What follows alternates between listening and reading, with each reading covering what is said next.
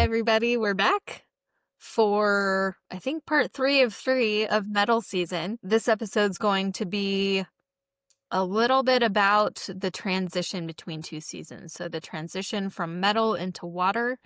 We're also going to talk about some ways to enjoy the festivities. So we'll come into that later. But so far, how are you feeling with Metal Season? It's kind of, it's a whole big thing when you look at it from the perspective that we've been looking at it from. There's a lot that comes up.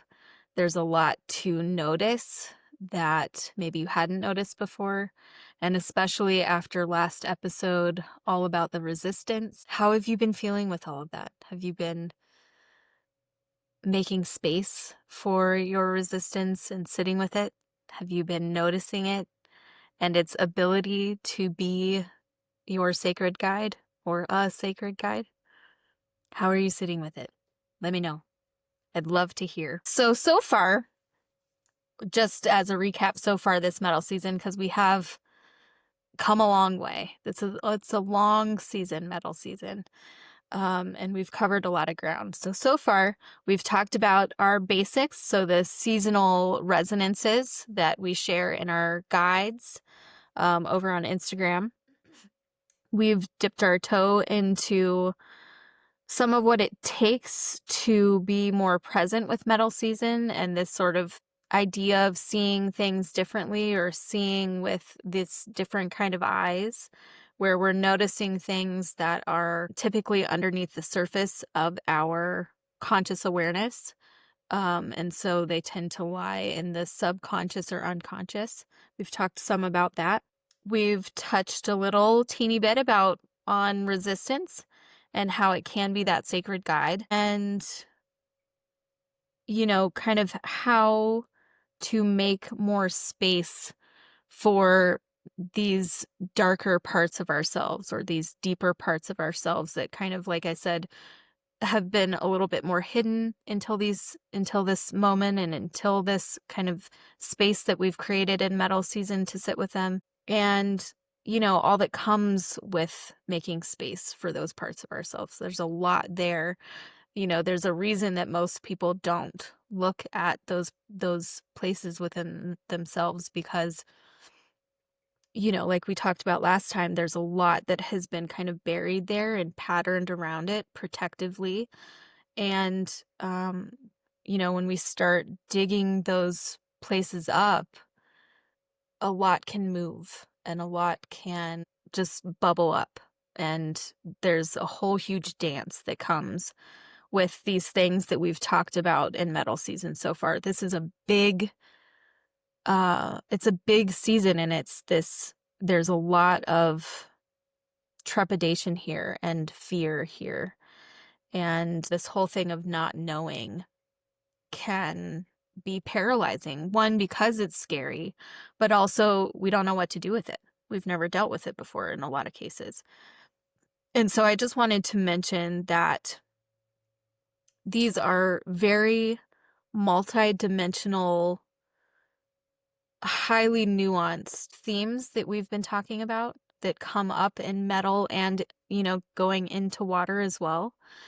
And it takes some time. It takes a lot of care and time to cultivate this kind of awareness, first of all, and then to cultivate the skills and abilities that are already there. We're just talking about these parts of ourselves. It's built into our spiritual and physical anatomy already, but we've not worked with these muscles before. They're underutilized and underdeveloped. And so I just wanted to kind of hold a space here to honor that this is really big stuff. Being with ourselves this way and looking at our pieces this way is a lifetime's, multiple lifetimes kind of work. This is big, big stuff that every ancient culture had multiple different kinds of practices and supports around this kind of inner cultivation. So it's not going to happen overnight. It's not going to feel easy or normal, especially for us growing up in modern times. And they are muscles that you build over time with care. And so I wanted to mention that. And I also wanted to mention that these are also this kind of deep inner cultivation and transformational work deserves support. And when, it's important to develop these skills for yourself and to kind of have this individualization journey. That's a really important part of this work. But it's also really important to have appropriate support, to have trusted support from somebody who gets it, who's walked it out themselves, and who understands how to, help you move beyond those places that inevitably we all get stuck in, help us see the places that we can't see by ourselves. Healing happens together. Wounding tends to happen in relationship, and healing happens in relationship. So I also just wanted to mention the importance of having support when and if you need it, because it's a game changer. So the last thing that I wanted to mention, just as a recap of where we've been so far, is that while we have covered a lot in this season, we have hardly even scratched the surface with what's here. When you're talking about deep inner work and shadowy worlds and inner cultivation, like I said, this is lifetimes worth of stuff here. And we have not scratched the surface. This kind of platform doesn't allow for and cannot allow for the kind of sacred container that's required for true transformational healing. So I just want you to know that we've not scratched the surface. We're planting seeds here, and this information is meant to stir something within you that kind of ignites this curiosity to learn more. So I'm encouraging you to seek out more, to learn more about this stuff, especially if you feel that, inner nudge, that pull to learning more. Please do reach out to a trusted practitioner. Some kind of alchemical healing is what we're talking about here. So an alchemical healer like myself, or there are lots of us all over the place these days. So reach out to somebody who can support you as you walk this out. Look for mentors and books that resonate with you on these kinds of subjects, but please do look for more, because we haven't scratched the surface, and we will going forward. We'll keep going here, until, but just know that this is big, big stuff, and we've not even barely scratched the surface with it. So I just wanted to give a little bit of space to talk about those things. Today, in today's episode, what we're going to talk about is, like I mentioned before, this energetic shift from metal into water, and how important it is, and how it really is the engine that powers the entirety of the wheel of life, and how we have forgotten this important time, how sacred it is. We're also going to talk about how ceremony and ritual are important tools for working with the energetics of this moment, of this season, both metal season and water season, but especially this moment of the turning from metal into water. The spirits and energetics that live here, like I've mentioned before, don't communicate in linear language or in kind of this logical intellect that we are communicating with right now. They communicate to us through symbol and dream and synchronicity and God winks. And this is why it's important to come into that different way of seeing, so that we don't just rush by those things, so that we actually have the presence and the capacity to notice when the sacred is in our presence. And this is a huge part of the energetics of this season. So we're going to talk about that. And then we're also going to talk a little bit about, the thing that we all feel this time of year, which is the hustle and the busyness and the intensity that comes with this festive season. It can be a really wonderful time, but it also can be really taxing. And it can really not just mentally and emotionally be depleting to move against the energetics of the season in such an intense way, but it's also really physically detrimental. It really depletes our essence. And we'll talk more about that today, and for sure we'll talk more about it in our water season episode. But today we're just going to kind of dip our toes into, this thing that we all go through, that's the busyness of the holidays, and how to take a breath in the midst of that, if that's what you're wanting to do, but also some inspiration for shifting away from so much of the hustle and kind of coming back into alignment and flow with the natural energetics of the season. So that's our plan for today. I also just wanted to take a minute here and mention our confusion tolerance. We're continuing on with some pretty big stuff that we are only going to barely scratch the surface on today. We'll talk more about it, especially water season, in the water season episode. But these are big, sort of philosophical themes that we're talking about here. And so it's not required that you get it in this moment. It's not required that you get it at all.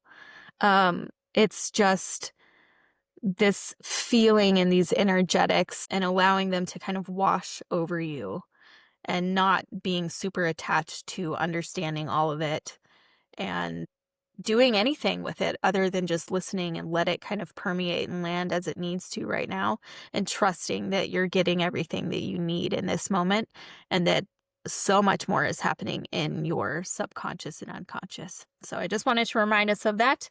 Confusion tolerance hats on, and here we go. All right, so first we're going to talk about this shift from metal into water. And I apologize if my teeth are chattery. It's cold in here. So metal season, as we've seen, is the end of the wheel, right? It's the end of the cycle of life. It's that place where all of the, all of the wisdom and experience, or, plant matter kind of dies away. And the nutrients that's left is sort of crystallized and consolidated into the core, into the center. And then what's not needed is released into dissolution. And it's that place where we surrender to transformation. We surrender to the unknown, to, whatever happens. It's going to happen. It's where we trust the process. And in Chinese medicine, the water element and water season, which is winter, it's the origin. It's the source of embodied life itself.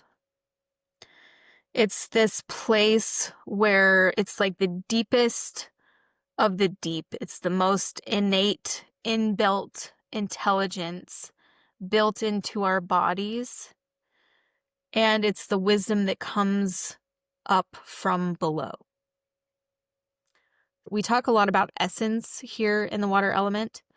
It's our essence. It's the most consolidated, concentrated bits of us.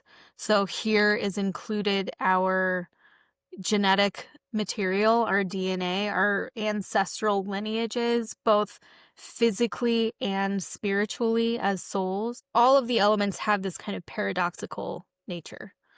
But water is, I think, maybe the most paradoxical, because it's this place that looks completely inert. It looks like everything is dead here in the wintertime, right? It looks like things have died. And so it's this place where, despite apparent lifelessness and nothingness and death, new life springs forward. Water element it's gestational energy. It's all of the things that are happening. It's the seed deep under the ground that looks like nothing's happening, but then miraculously and totally naturally, at some point, that seed just starts to move and the hull cracks open and things start to grow and sprout just of its own accord. This is what we're talking about in water season.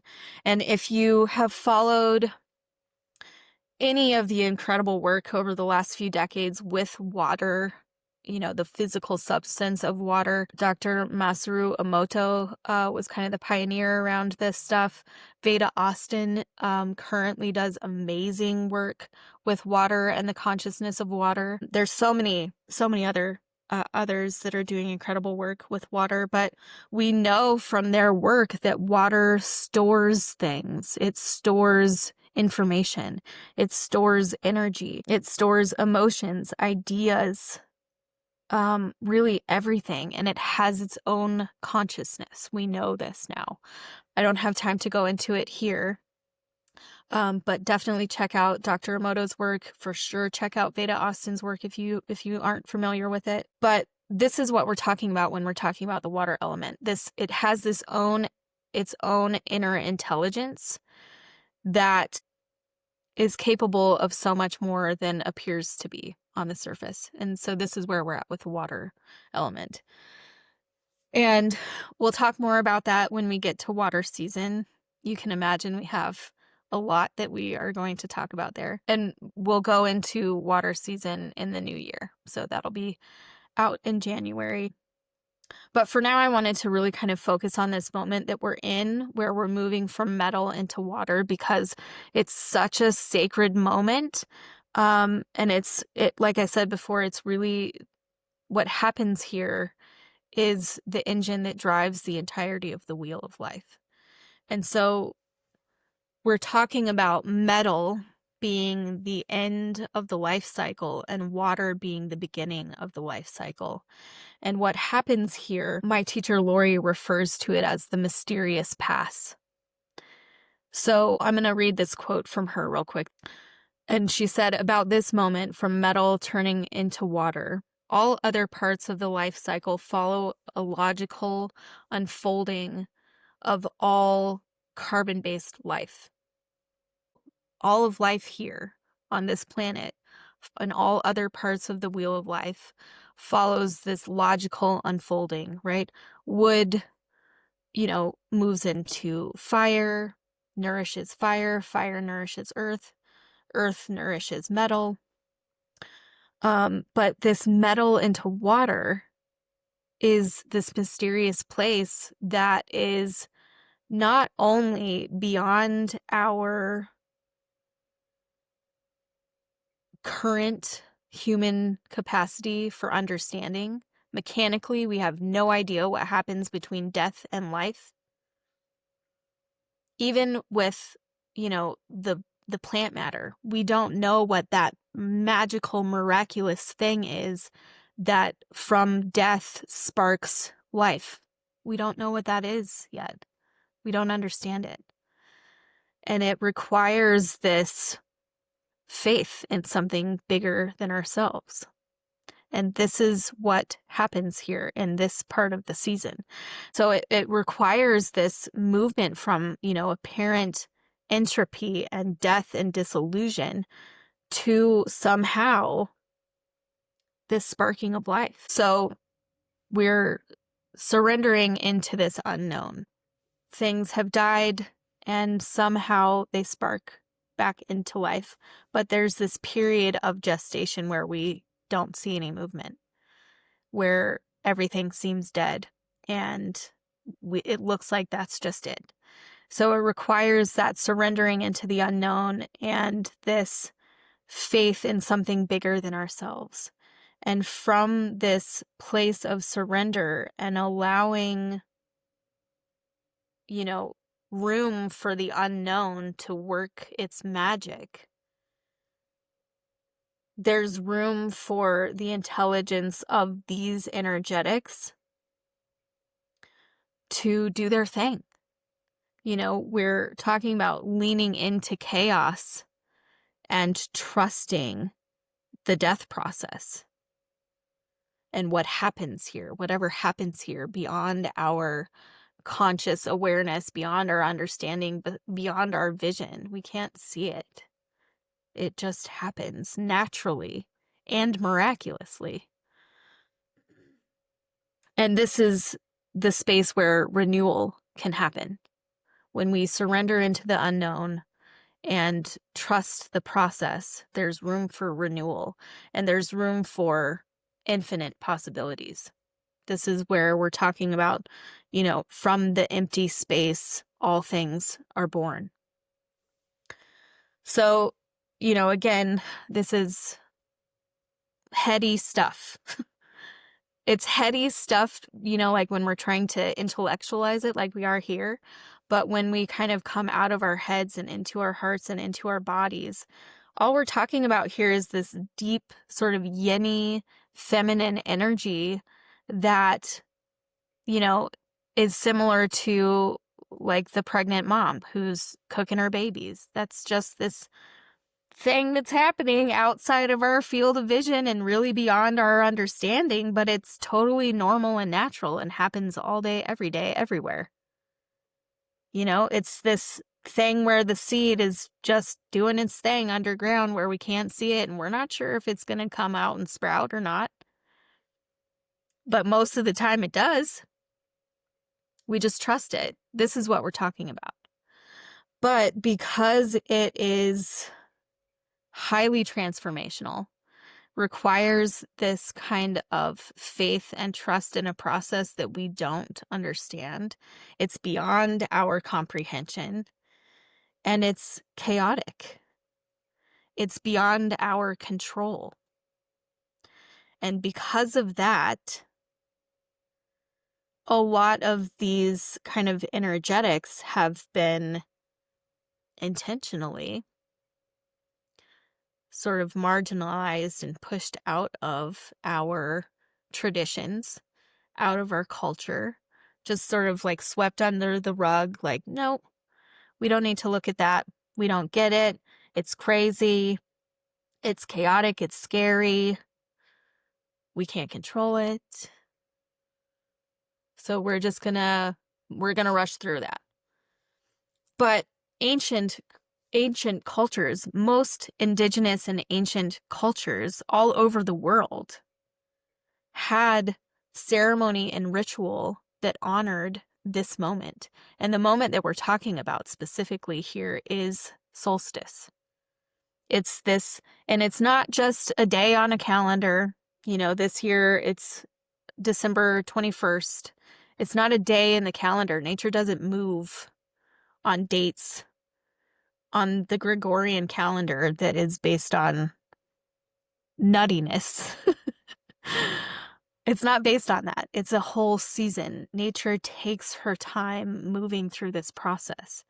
And most ancient cultures honored that. They had a period of time, really, a lot of, like from my current lifetime's ancestral lineage, I have a lot of Celtic heritage. We looked at the period from Samhain, from, Halloween to solstice as this moment, as the turning of the season, as this mysterious pass.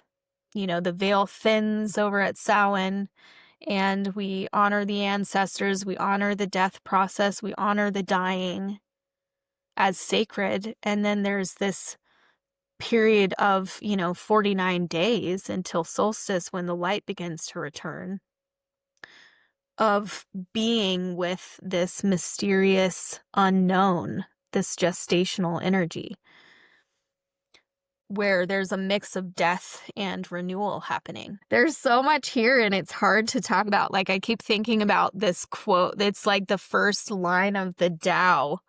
It's like the Tao is unknowable and unnameable and unspeakable. Like, you can't know it. So don't even try. That's what I feel like we're talking about right now. And it kind of is.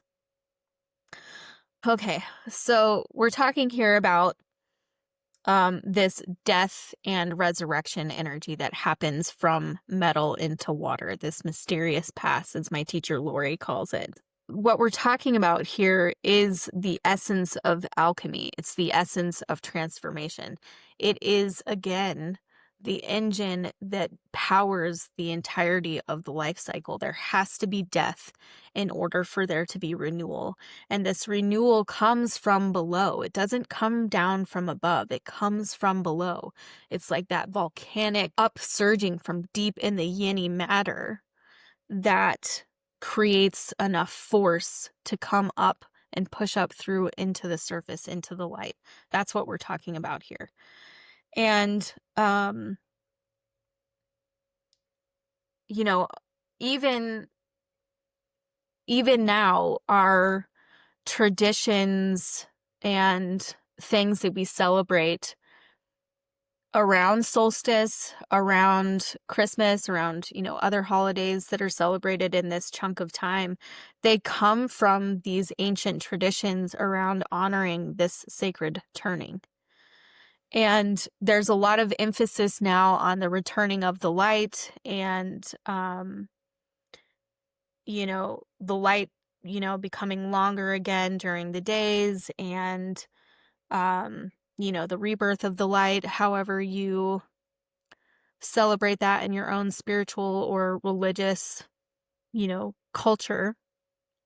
That's the focus, the returning of the light. But for me, this moment that we're talking about with the solstice and in this, season, for me, what feels most balancing and harmonizing and stabilizing and supportive, which are the natural energetics of this moment, which seems counterintuitive because we're talking about, dissolving into chaos and the unknown. But if we just take time to be with that and be in the stillness and the quiet that's here, we can find balance and harmonization and stability and support. And for me, what I find most those things is to honor this place of the unknown, to honor the mysterious past. And for me, it's about the rebirth of wonder, the sort of awe that comes from observing that miraculous pivot, that the joy that can come from not knowing, the joy that can come from witnessing that miraculous, thing that happens that we don't understand, where from death comes renewal. That's a wondrous thing, and we skip right over it. It's wild. It's wild. But it's the whole foundation of the life cycle. It's what turns the wheel. So I just find that to be very inspiring, and there's a lot of resource that can come here in spending time with that faith in something bigger than ourselves, in that unknown thing that we don't know. So that's what we're talking about when we're talking about the shift from metal into water.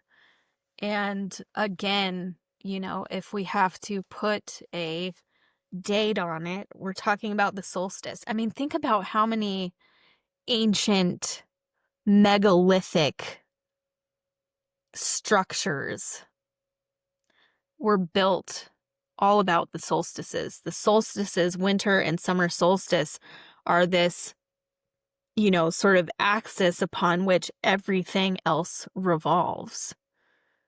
It's these pivot places where, things are changing and chaotic and unknown, but it's also where we find our balance again. It's where we find our center. It's where we find our harmonization and how to adapt with transformational times, which we need right now. Very much. So that's what we're talking about here. And so I want to kind of go into some sacred practices to honor this mysterious past, to honor this sacred space where all is possible, where we're being with the death of things and sitting with the unknown, knowing that from here in this space of emptiness, anything and everything is possible. So I feel like it might be a little important to talk a little bit about my background around spirituality. I am a deeply spiritual person, and I've spent a lot of my life cultivating that spirituality. I started studying the 5 major religions when I was in high school and kind of never really stopped. And through that process, I have cultivated my own flavor of spirituality. I'm not into religion. I'm somebody who does not, I don't believe in organized religion, but I am deeply spiritual and have a incredibly nourishing relationship with source, with my source, with spirit, and with that animating force that is the all that is. And that is something deeply personal to all of us. That's just kind of the flavor of mine. I tend to, I have always been aware of the life force in all things and have always been in connection with the life force in all things. And that is divine. You know, that comes from the all that is, just like we do. And so that's my background of it. I have, like I said, I've spent a lot of time with organized religion and learning about it. And I think that there's so much beauty in so much of it. I think that there's also some very intense ugliness in so much of it. But that's the nature of being here on planet Earth. We are a dualistic plane. We get to experience all of it. That's part of why we choose to come here, I believe. And so, you know, for me, that's just a little bit of the background of the flavor of my own spirituality. You do you. I'm not saying that because I believe these things that you should also believe things. I don't believe that at all. I'm not saying that because I believe things, what you believe is wrong. I don't think that's right at all. I think that we're here to experience all of it. And the most important part to me, and in my mind, in my heart, is that we have a connection with that something bigger than ourselves, that we have a living, breathing relationship with the sacred, however that looks for you. That's, to me, the most important part. That's where we find that resource and that stability and that renewal and trust in something bigger than ourselves. So that's the background there.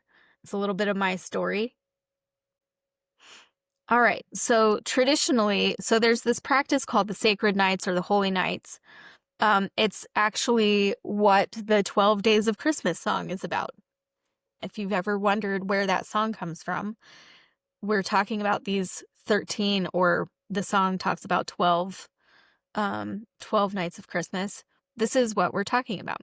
I call them the sacred nights. You can call them whatever you want. They're yours. And so traditionally, it's 13 to 14 nights that are celebrated, starting on Christmas Eve usually, and ending on January 6th around Epiphany in Christian religions. So I, however, celebrate them. This is just what feels good to me. I've done it a whole bunch of different ways. For a very long time, I started just kind of intuitively into this practice somewhere around 2011 or 2012. And so my current practice with this is I start my sacred nights on the night of Winter Solstice. So this year it'll be on December 21st, and then ends around the 1st or the 2nd. This year it'll end on the 2nd. And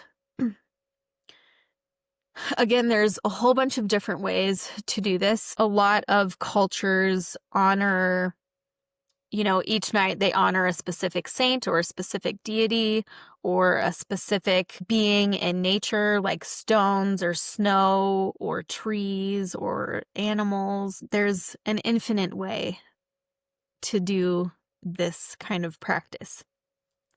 But for me, in my practice, each night of the sacred nights represents a month in the coming year, with the first night being about the entirety of the coming year. So on Winter Solstice night, that night will be focusing for me on, the feeling and the themes of the entirety of 2026. And then each night after that will focus on a month in 2026, starting with January and ending in December of 2026. Again, you can focus your practice on whatever you want and however you want. The goal, again, is to be connected with the sacred, with the unknown, and with the wonder that's there. So I, in my practice, create space that I'll talk about as we go here, but I create space to feel into the energy of each month of the coming year. I take time to feel into what I want to create, what I want to feel, what I want to experience. I also take time to feel into what I want to release, what I want to change, what I want to shift. But also, most importantly, I leave space for guidance and magic and sacred surprises from source, from spirit, from my spiritual posse, from my ancestors, from my higher self. I want to leave space for the wisdom that's there rather than trying to fill it with what I want or what I think I should be wanting or what I think I should be doing or what I think I should be letting go of. I want to honor those parts, but I want to leave most of the space for the wisdom to come to me. I want to leave space for deep listening. And then, devotional acts that honor that guidance throughout the year. So that's my practice. Again, it can look like whatever you want. Some other ways that I have practiced this throughout the year are making notes of wishes or things that I want to release, and then, writing them on teeny little pieces of paper and then burning or burying them. A lot of people make different kinds of foods and beverages as offerings to whoever they're making space for and celebrating with during these nights. That feels fun too. But like I said before, the spirits and the energetics of this season connect with us the most through acts of care and presence, these little acts of devotion. They just like any of us want to be noticed and want to be acknowledged and want to be welcomed in. And when we do that for ourselves or other people or these energetics or these spirits, they want to be around us. They want to offer us their wisdom in return. They want to offer us their love and support. So we just are making room for this to happen here. And so they respond and communicate and connect with us the most through these acts of care, through the acknowledgement of their presence, also through deep listening. We can't hear them if we don't listen, right? And they're not going to speak to us if we don't honor what we're hearing and we just ignore it or talk ourselves out of it or say, oh, I just made that up. That's not real. This is very real. And so many cultures, even to this day, still believe that this kind of stuff is very real. They honor this. We just have forgotten this part, or a lot of us have. And this is what we're talking about here, is cultivating this presence with what is. And also, they communicate and connect with us through ritual and ceremony. Here in New Mexico, there's a lot of happenings around Dia de los Muertos, which, you know, just as we're recording this, was just last week, the days after Halloween, where little ofrendas, these altars that can be big or little, are just very elaborately put together in honor of and in service to their ancestors, the people that have passed away, that are no longer on this plane, but are still very palpable and present energetically in our hearts. And that's what we're connecting with here. It can be the ancestors, but we're talking about this other realm that we don't see with our normal eyes, but that we connect with through, you know, these acts of care and devotion and acknowledgement and deep listening and ceremony and ritual. There's so much richness here. And I know you know what I'm talking about, because I know you know that feeling of connecting with an ancestor that doesn't live in this physical plane anymore, but you know how it feels when you connect with them. You know that, you know, unconditional love and that support that's there from connecting with your source, your God, with your, you know, spiritual support system. You know that feeling. And this is what we're talking about making room for and cultivating. So however that feels good for you to do, this is the moment to do it. This is a really nourishing time for everybody involved to do it. And so that's what we're talking about here. So again, yours should be your own. Play around with it. Take as long as you want. I've cultivated my practice, like I've said, over a decade, and it still changes every year. It's fun to let it be something different every year. It's fun to be moved by, you know, your current level of awareness, your current moods, your current life experiences. It's fun to allow things to shift and change, but to always kind of come back to being anchored into this sacredness and creating space for that. It should also be doable, right? It should be compatible with the way that you move through this season. You don't want it to feel like another obligation or another thing that you have to do that feels heavy on your plate. You want it to feel nourishing and supportive and sacred rather than an obligation.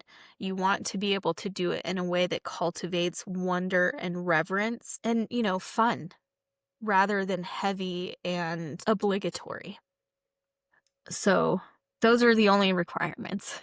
Let it be doable and do it the way that feels good and wondrous and sacred for you. And really, I think another thing that is a non-negotiable here is making room and really taking time to deeply listen, to be with those different kinds of eyes, to see with those different kinds of eyes, to tune into this realm of spirit and perceiving the sacred that really is always all around us. But in this season, it's extra rich and extra special and extra nourishing. So those are sort of the non-negotiables there. Some of the things that you'll want to kind of start to collect ahead of time in the, you know, days and weeks leading up to whenever you decide to do this practice, is you're going to want to journal. If you are into tarot cards or oracle cards, you're going to want some of those. You're going to want candles. I mean, this can be anything that you want it to be. You can bring anything to the party that you want to bring that feels good. I like to have crystals. I like to have pictures or images that feel sacred and stir that sacredness around and within me. Little trinkets and treasures. I call them yard goods because I usually find them when I'm outside. Just little stones that feel extra special and call my attention, or pine cones or feathers or leaves, or, you know, molted bug bits. I have some of those this year that are going to be going on to mine. Just anything that feels fun and sacred and like a treasure, and you're going to you can also add like flowers. You can bring fresh flowers every night or as they need to be refreshed. You can bring fruits and different kinds of foods. You can bring refreshments if you drink alcohol, or if any of your deities or loved ones that you're honoring in this, had a specific kind of drink or food that they loved, bring that to the party. Tea is also wonderful. And then, kind of knowing that you're also going to be collecting things each day that draw your attention. So leaving space for those as well. So you're gathering all of those things in the days and weeks leading up to your practice. And then you're going to want to clear space for like an altar, just, like a little spot on your mantle or a little spot on your coffee table or somewhere where you're going to be, where there's energy that's going to be there, that you're going to be able to access, that you're going to be able to see, as you're passing through with all your festivities, but also that still feels sacred. You want it to feel like a ceremonial, sacred space for ritual. So you're going to want to clear that off, make it nice and clean, make it welcoming for all of your treasures that you're going to be putting there, and for all of the sacred that's going to be visiting your space as you're doing this practice. So that's kind of the prep. Again, you're going to want to collect things that feel sacred, because that's the intention. So rooting back into the intention of this practice is to be present with and notice the sacred that's all around us, especially this season. And so what my practice looks like is every night during these sacred nights, I light some candles, I'll diffuse some oils or light some incense. I'll create a sacred, energetic space. And most of the time, not always, sometimes I forget, I'll, either silently or out loud call in the energies that I want to be there. I'll call in the metal element. I'll call in the water element. I'll call in my wise and well ancestors. I'll call in the 4 or 5 directions, including the center. Whoever pops in while I'm doing it that I want to be in that space, I'll call them in. And the candles and incense or oils, sort of signal that I'm opening this space and welcoming them in. Sometimes I would play or ding a singing bowl, or like ring a bell, or beat on a drum, whatever feels good to you. You can play a Christmas carol and sing to it, whatever feels good. It can be anything, but you want it to feel sacred. So I start with that, and then I pull cards. So the first night I'll pull a card, or however many cards feel good, depending on what I'm trying to accomplish, for the feelings of the entirety of the year. So the cards will be guides or insight into the themes that I can expect to unfold through the entirety of the year. And then the next night and the following nights, it'll be cards for each month of the following year, from January to December. And I'm not really intentionally saying like, give me a card for this kind of guidance, or give me a card to answer this kind of question.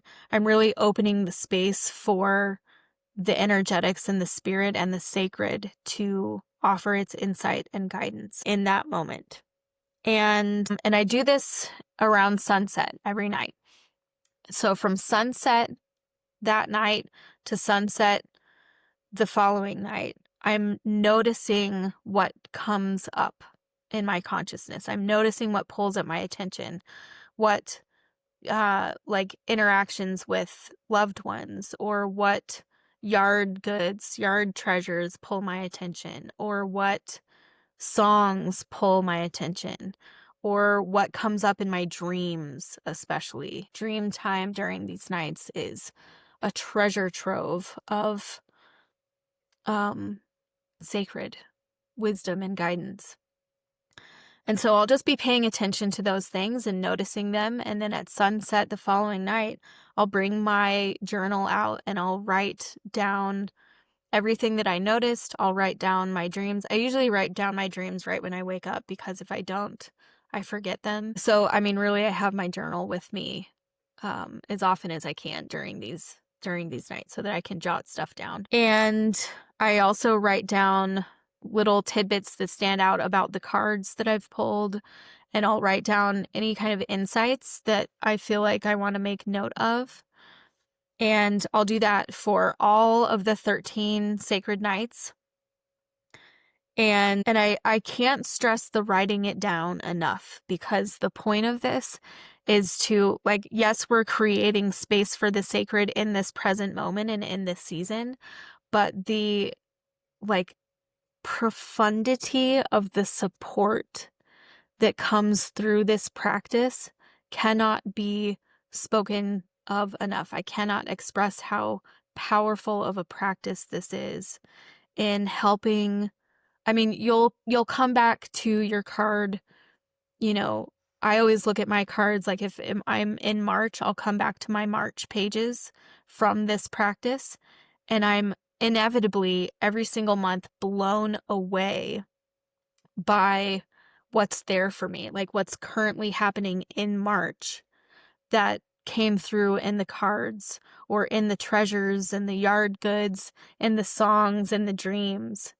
The incredible amount of wisdom and guidance and support and just confirmation that I am cared for, that the sacred knows me and knows my heart and knows what I need in that moment. It happens every single time, every single month, every single time I do this. And I've been doing this, like I said, for, well over a decade. And that's what we're doing here.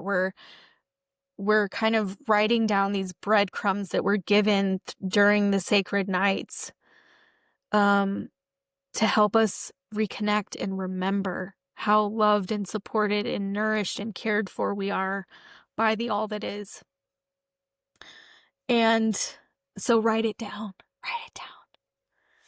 And then at the end of my process each evening, I'll blow out my candles and thank all of the spirits for their coming wisdom and their guidance, and release them into, the ethers so that they can go on about their business. And then I'll call them back in as feels appropriate. So I for sure do that calling in and lighting of the things at least the first night. You don't have to do it every night if that doesn't feel good. But, there's something that helps kind of set the tone with doing those kinds of things. The other thing that I just want to say is let this be simple. I know in talking about it, it seems like a lot. It seems like it's going to take up a lot of space and a lot of bandwidth. And it can, if that's how you want to roll with it. But it doesn't have to be this whole huge complex thing. My practice works for me in the way that my life is, but it may not work for you, and that's okay. You should adjust it the way that feels like it's going to be doable in your life, but that still creates space for the sacred. So it's going to take some adjusting if you decide to do something like this. It's going to take some adjusting, which inevitably feels kind of clunky at first. But as you figure out what works for you, it's going to be quick and easy, and it doesn't have to take more than 5 minutes. It can if you want it to, but it doesn't have to. But I'm telling you, it's so worth it. Even if all you have is 5 minutes, make the room for it. This practice or something like it's incredibly restorative as it's happening, but it's even more supportive and nurturing as you come back to it and look at what was there and write down more that comes through each month. That's kind of how my process looks. Just a quick, I know that wasn't very quick, but in the grand scheme of things, it's kind of quick. And then on the last night, I might do a little extra,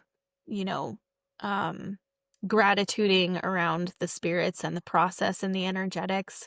And I might light a little bit more candles and just thank them for being with me for these sacred nights and all the nights. So some of the things that have helped me along the way, like I said, when I first started, I didn't realize that there was a sacred nights process or practice. I didn't realize that it was a thing. I didn't know that this is what the 12 nights of Christmas were about. Like I said before, I don't come from a religious family, so that might be something that you already know about. I didn't when I started, and I just kind of did what felt good over the years. It used to be that I used to pull all of my cards on New Year's Day. I'd pull all my cards that's how I started every New Year's Day for a couple of years, probably like 5 or 7 years. I would pull all my cards on New Year's Day for the year. But this drawn out process, doing it in a season, is so much richer, and there's so much more room for goodness to come through. So I encourage you to do it that way if that feels good, but you just make it your own. So something that I always tell people if they're interested in this practice to start with is Laura Day's. This is her older version. It's the 13 Holy Nights Oracle deck. She just released an updated version that looks glorious that she has now called the 13 Sacred Nights. It looks beautiful. And in the guidebook for this deck, she goes into very succinct, much more succinct than I've just done. Processes for doing this, for working with her card deck that can translate into any kind of card deck. Or even if you don't want to use cards, if cards aren't your thing for this, you don't have to use cards. You can use yard goods. You can use, gifts that you get during the holidays, or songs that come in, or symbols in your dreams, or those God winks or synchronistic happenings. You can use those and write those in your journal. You don't have to use cards if you're averse to cards for any reason. But if you're into cards, check out Laura Day's deck, because it really is so beautiful, and she simplifies the process in a really incredible way. And then I have this is my journal that I have the last couple of years in here. I don't know if this year's are going to fit or not, but you can draw pictures in here. You can, you can write down quotes that come through. All your sacred rumblings should go in a specifically dedicated journal that you can come back and look to throughout the year. And even years later, there's still stuff that comes through in these that I'm like, what? You were telling me about that and I didn't even realize it. It's amazing what happens in here. And then for learning more about their kind of winter solstice practices, I like this book here. It's called The Winter Solstice, The Sacred Traditions of Christmas by John Matthews. This looks at a whole bunch. It's just very quick snippets of a whole bunch of other cultures' traditions around this kind of sacred turning of the wheel. I find that fascinating. My undergrad is in evolutionary anthropology, so I'm a little obsessed with just the happenings of humans and what we do here and how we do them. So this is one of my favorites for learning more about this process. There's other things that you can kind of go to for inspiration for how to do your rituals and ceremony. This is another one that I like. It's called the Spirit Almanac. It has different kinds of just quick little rituals or special little ceremonies for each season throughout the year. But these are just a couple of the ones that I have. I have so many others that I could have pulled, but those are just a few that I had handy. But learn more about it. If you're interested in doing something like this, there's so many different ways that you can kind of cultivate this presencing and noticing of the sacred, and kind of working these muscles to be able to receive the wisdom that's here in this season. So make it yours, have fun with it, but let it be rooted in spirit. Let it be sacred. Let your practices, however you do them, let them be done in a way that you can really be with the sacred that's in this season and the wonder that's there. Okay, so that's that. So moving on, we're going to talk about the thing that happens in this season to all of us. I think especially those of us who are caregivers or carers, or we like to love our people, is this busyness and overwhelm, and I call it the holiday hustle. And some of it can be really nourishing. Spending time with our loved ones can be incredibly regenerating and restorative in itself, but there's also a lot of really intense burnout that can happen here.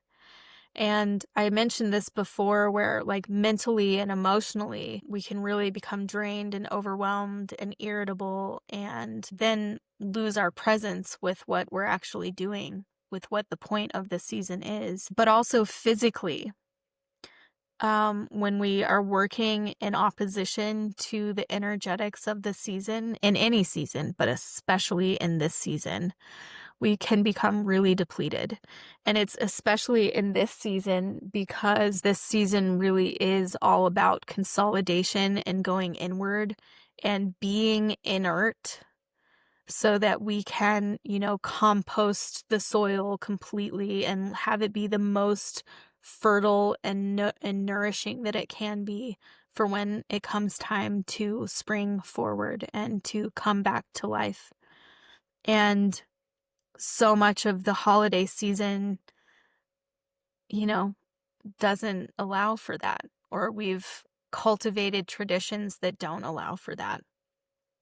And so I just wanted to take a moment to acknowledge that we all feel that this time of year. It's just where we're at as a culture, and most of us have a lot of people that we love, that we want to spend time with. And so, you don't want to miss any of that. But I also am somebody who, for the last couple of decades almost, has spent a lot of time cleaning up the aftermath with people of this season. And I know how depleting and destabilizing it can be when we're moving in opposition to the energetics of the season. So while I'm honoring and acknowledging that we all have this overwhelm that happens in this season, I'm also encouraging all of us to, feel into this. Do we want to keep it the way that it has been? Or in these transformational times, in this transformational season, and in this very transformational moment in human history where we're looking at everything and deciding what works and what doesn't and how we want it to go going forward, maybe this is a good moment to look at what we're doing and how it's supporting us. And is it aligned with how we want to be and feel in this moment and going forward?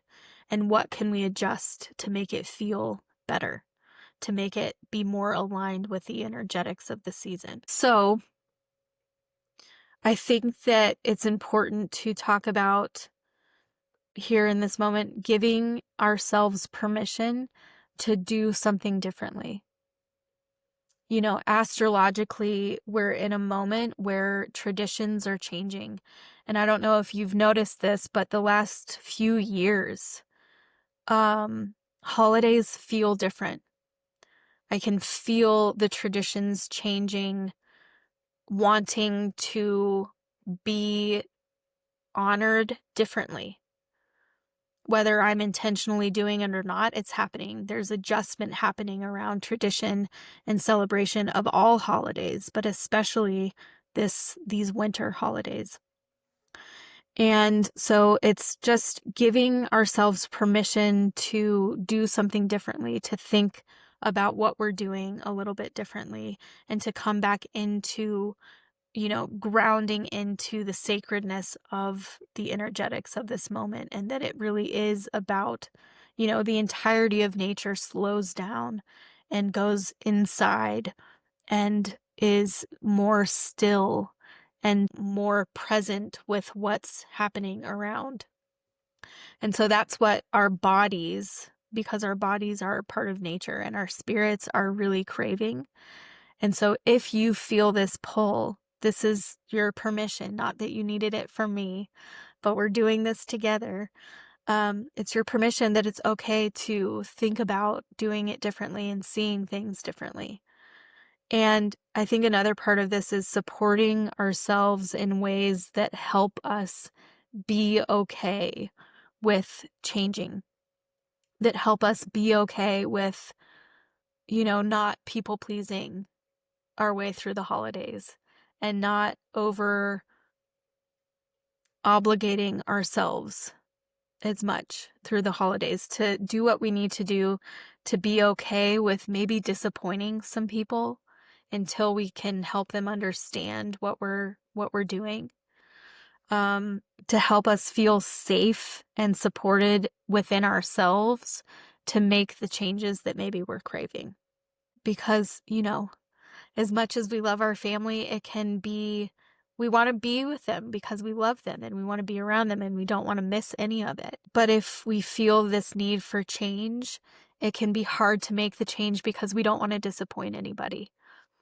And this is just a reminder that you need to do the things that you need to do to help yourself feel nourished and stable and supported so that you can withstand this change that you're wanting to make, if you're wanting to make it to your holiday season. That's really important.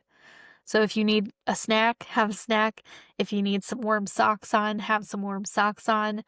Do whatever you need to do throughout the season to make sure that you're okay to shift things the way that you want, and just to be present enough to even observe if you want to make changes and not just go on autopilot and push through the busy hustle of the holidays. And then another part of it is, feeling into what commitments and traditions and what parts of the holidays actually feel good to us.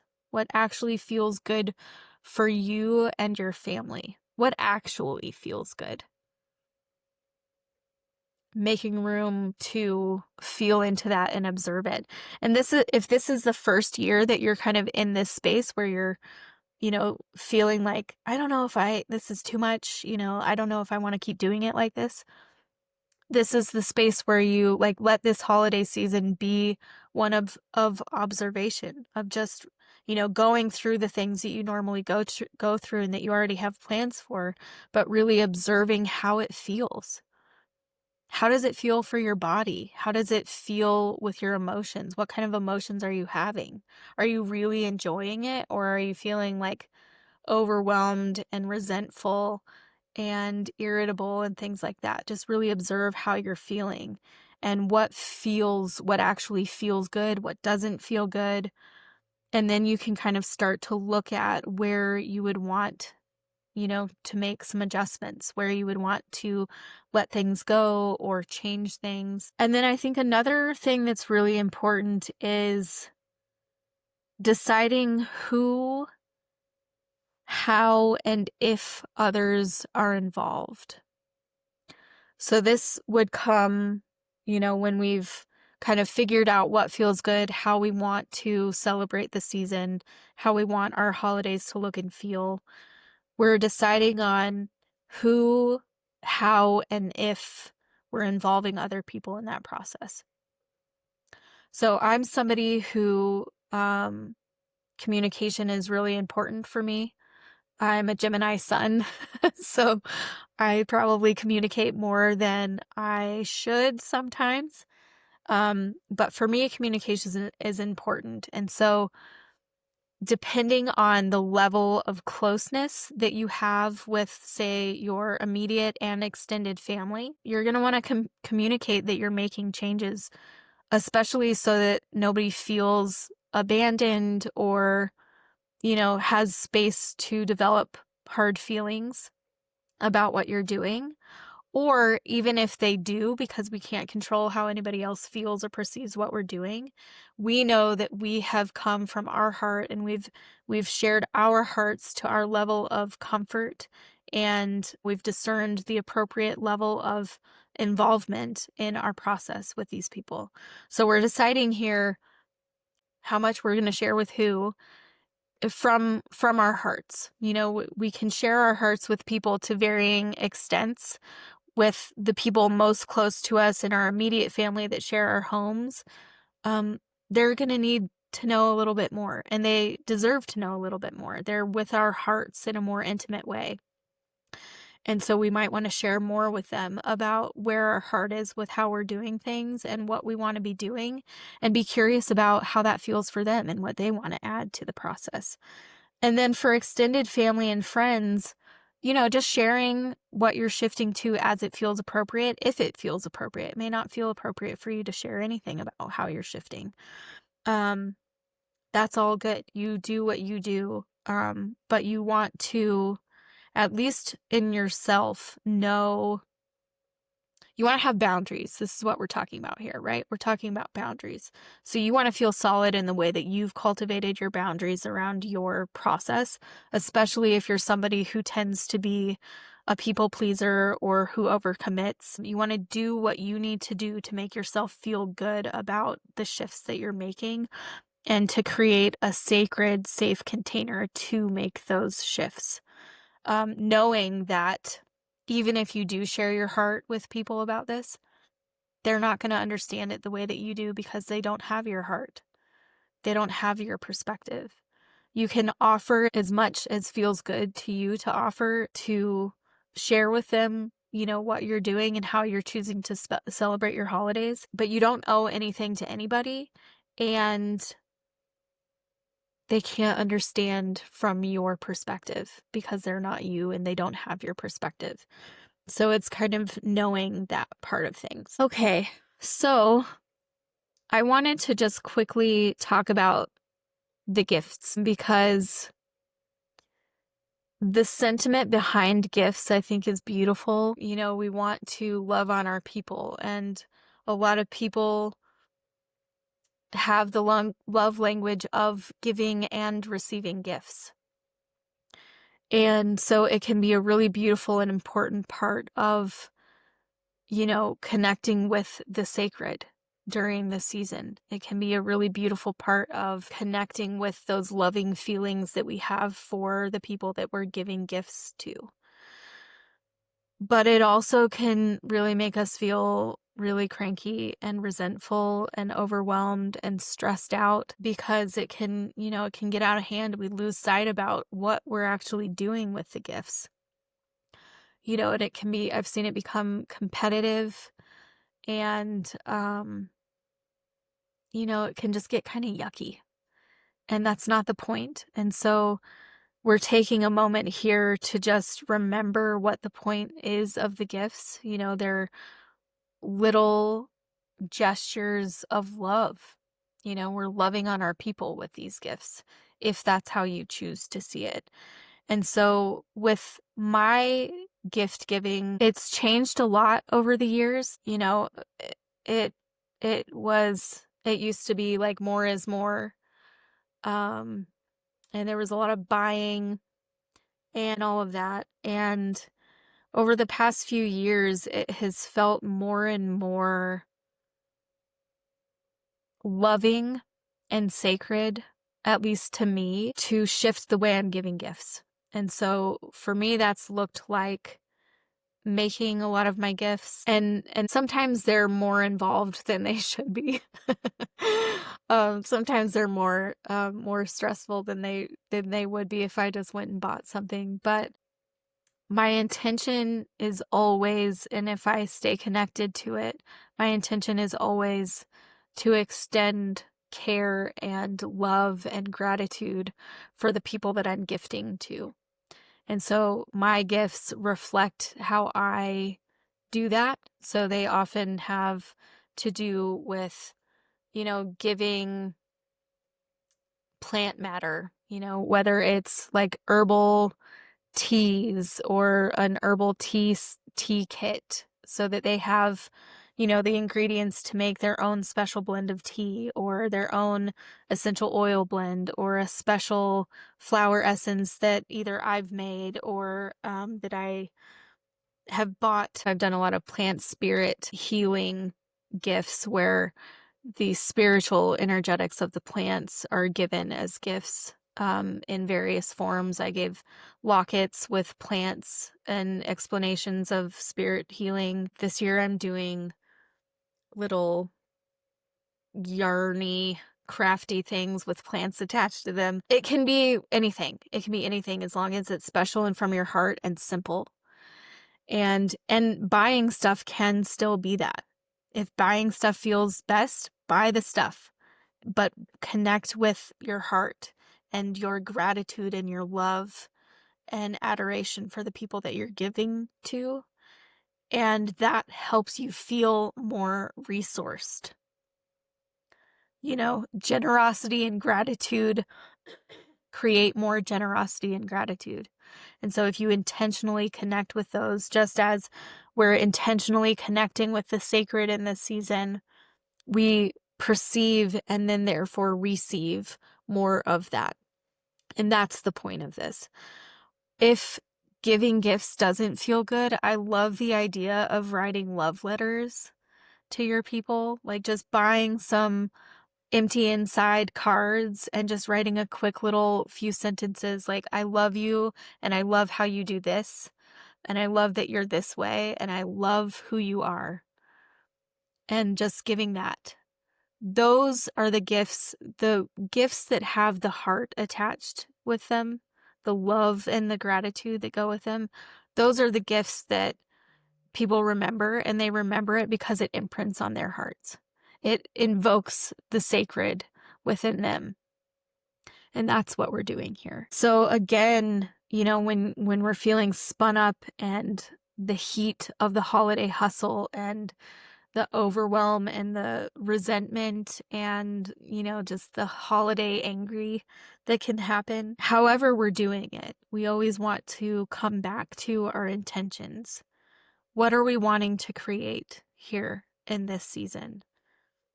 Do I want to move with the energetics that are here naturally? And how can I do that in my family and in my, you know, little corner of the world? What am I wanting to create here? How do you want to feel and what supports that? How do you want others to feel and what supports that?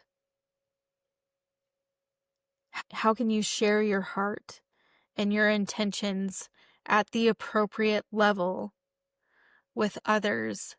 What we're offering here is the gift of the sacred and being more present with the sacred and being more present with the gratitude that we feel for each other and the love that we feel for each other. And so when we communicate what we're doing and how we're doing it and why we're doing it with the people that we love, we're offering that gift to them as well. And so always coming back to those intentions when we lose ourselves and get consumed by all the things, come back to your intentions. How do I want this to feel?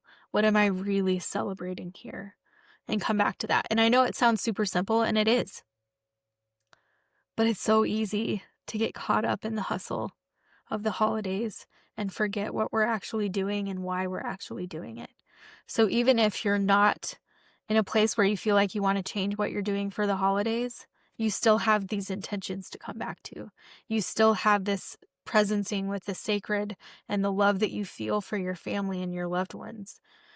And that in itself is very nourishing and renewing and stabilizing, and it honors the energetics of the season and will help us, you know, move forward into the coming seasons. So, okay. So again, this season is a mix of slowed stillness and space for the mystery and the wonder that's here, the wonder of the unknown and of the possibilities that come from this empty space that looks like nothing's happening, and making space for the sacred. We're making space for the sacred in this season. And again, if you're not ready to shift any traditions this year or ever, that's okay. That's okay. The point isn't to do anything other than make space for the sacred and really feel it in your body, not just in your mind, but feel it in the love that you have for, the way that nature is moving around you, the love that you have for the traditions that you love, the love that you have for your people, but let it be sacred and, let go of the obligation. Let go of some of the busyness so that you have space for the sacred.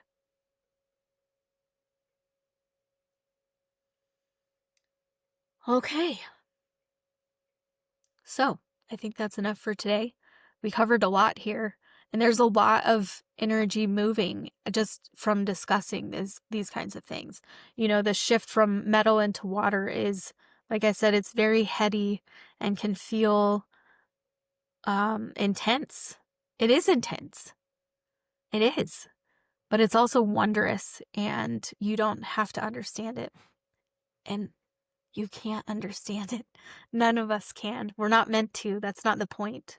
The point is to just notice that it's there and to experience it to the best of our abilities in a way that feels good for us. So, that's it for this time. We'll come back in the new year talking all about the water element and water season, the wondrous winter, as it were. And it's another long season, so we have a lot to talk about there. And I look forward to seeing you all again. Have a wonderful, sacred holiday season, however you choose to enjoy it, but let it be sacred. Connect with that sacred sensation. So, anyway, thank you all so much for being here, and we'll see you next time.